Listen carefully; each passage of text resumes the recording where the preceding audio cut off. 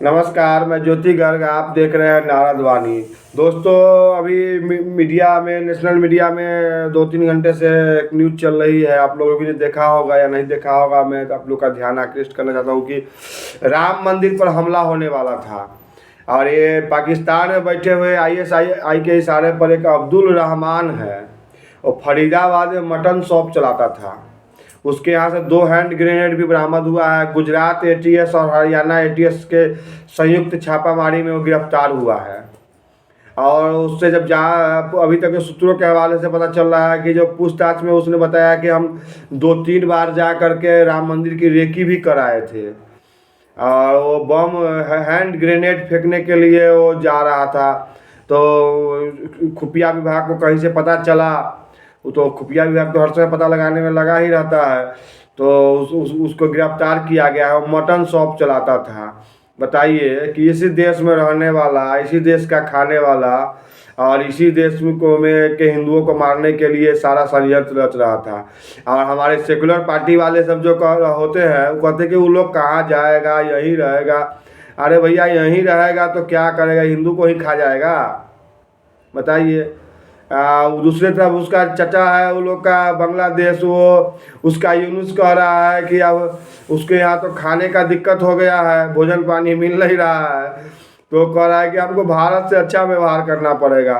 तो भारत धर्मशाला है कि हिंदू कमाएगा, अनाज उपजाएगा, तुमको खिलाएगा? ये सब बंद होना चाहिए। भारतीय मोदी जी और जयशंकर जी की संयुक्त कूटनीति में तो सरेंडर कर गया। आज उसका शाम में एक स्टेटमेंट आया कि हम भारत से अच्छा व्यवहार करेंगे, क्योंकि वहाँ के मिलिट्री के जो प्रमुख है, उन्होंने साफ साफ कह दिया है कि जैसे ये सब जो रायता जो फैलाए हुए हो, ये सब समेट लो।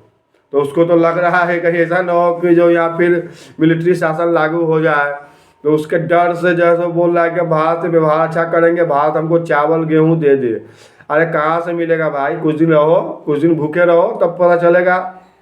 वहाँ तो हिंदुओं को मार रहे हो कि हिंदू से नफरत है, और अनाज खाओगे हिंदुओं का, तो उससे नफरत नहीं होगा। जैसे भारत में है कि अब्दुल के दुकान पर जाइए तो रंग बेचने में उसको गुनाह नहीं होता है। अबीर में हाथ डाल के वजन करके देगा तो उससे गुनाह नहीं होता है, लेकिन उसके देह पर अबीर का छींटा पड़ जाएगा तो गुनाह हो जाएगा। अब तो हिंदुओं को ये बात सोचना चाहिए ना कि क्या होगा कि आपको सामने में उसे लो तो गुनाह नहीं है। अब बताइए, ये जो अब्दुल रहमान पकड़ाया है, मटन शॉप चलाता था, हिंदू भी उससे जाकर लेता था, मटन खाता था। इसीलिए बार बार हिंदुओं से कहते हैं कि जो आपका त्यौहार मनाता है उसी से त्यौहार में सामान खरीदिए, और जो आपका त्यौहार नहीं मनाता है उससे सामान नहीं खरीदिए। सावधान होने की जरूरत है कि हमरे आपके बीच में रहकर, हमरे आपके साथ रहकर हमसे आपसे पैसा कमाता है, और हम ही आपको मारने का षड्यंत्र रच रहा है। कहा ISI से उसको फंडिंग मिली हुई थी, ट्रेनिंग तक ISI उसको दे रहा था कि बम कैसे बांधना है, कैसे फोड़ना है, कैसे मारना है।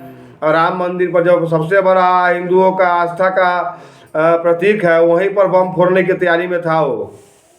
आज एक भी सेकुलर नेता जो बोलता है अपने आप को जो सेकुलर है, इस देश में सभी को रहना चाहिए, किसान सारे के मुंह में दही जम गया है। कोई कुछ नहीं बोल रहा है, एकदम चुप है, एकदम सन्नाटा हो गया हुआ है। यही कोई हिंदू अगर पकड़ाया होता तो अभी भगवा आतंकवाद से लेके क्या क्या चीज़ बोल दिया था, सारा A to Z जो कभी कुछ नहीं बोलने वाला नेता है, वो भी आकर के खड़ा होकर के बोल देता कि जो है सो भगवा आतंकवाद हो गया है देश में। आज देखिए सामने में पकड़ाया है, तो एक भी नेता जो सेकुलर अपने आप को सेकुलर बनता है, वो कोई जो है सो नहीं बोल रहा है कि जो है क्या हो रहा है इस देश में। हिंदुओं का खाना, हिंदुओं से कमाना और हिंदुओं को उड़ाना, यही लोग का रह गया है बस, और कुछ नहीं है। इसलिए हिंदुओं को अब बहुत सावधानी से चलना होगा। अपने आप के, हमारे आपके आसपास बीच में ही रह रहा है वो सब। अब बताइए, काम मटन शॉप चलाता था, सब हिंदू जाके वहाँ से मटन खरीद के लाता था। हमारा आपका पैसा और वो ले रहा है, कमा रहा है, हम ही आपसे उसी से बम बना रहा है कि उड़ाना है। तो सावधानी तो रहना सबको, हमको आपको सबको सावधान रहना पड़ेगा वही लोग से। अभी जैसे कोई जो है तो कोई नेता नहीं बोल रहा है कि जो है क्या हो रहा है भारत में, किसी देश में रहकर इसी देश के हिंदुओं को मारने का षड्यंत्र रच रहा था।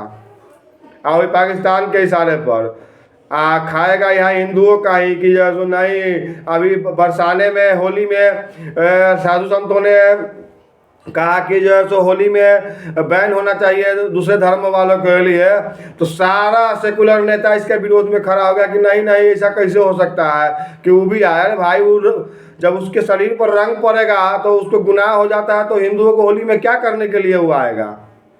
ये भी तो सोचने की बात है। इस पर आप लोग भी ध्यान दीजिए, विचार कीजिए और कमेंट बॉक्स में आकर के अपना राय दीजिए, तब ना हौसला बढ़ेगा हमारा भी।